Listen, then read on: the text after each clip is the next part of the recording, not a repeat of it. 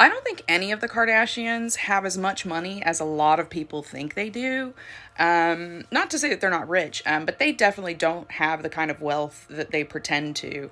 And there's a few behaviors that you can look at that indicates this. First up, you have the whole scandal around Kylie Jenner not actually being a billionaire when she said she was. And what's really crazy about that is this Forbes article, which I highly recommend you go and take a look at. But essentially, Forbes had to release this big, long retraction article, an explanation article in 2020, saying that Kylie Jenner was not a billionaire and that they believed that they had been given forged tax documents by the Jenners to make it appear that way.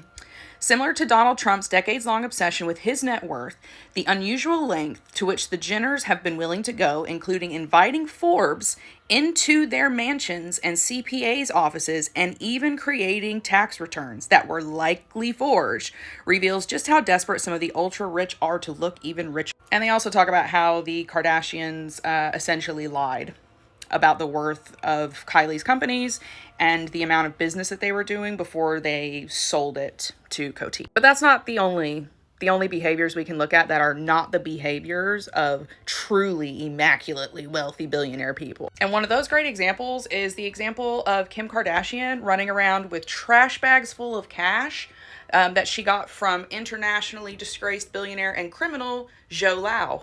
Now, you can go and look up the specifics of this if you want. There's lots of stuff. Kim had to testify with the FBI about her relationship with him. But essentially, Kim and her sister Khloe had heard that Zhou Lao would basically just fart cash late at night if you stayed around him long enough.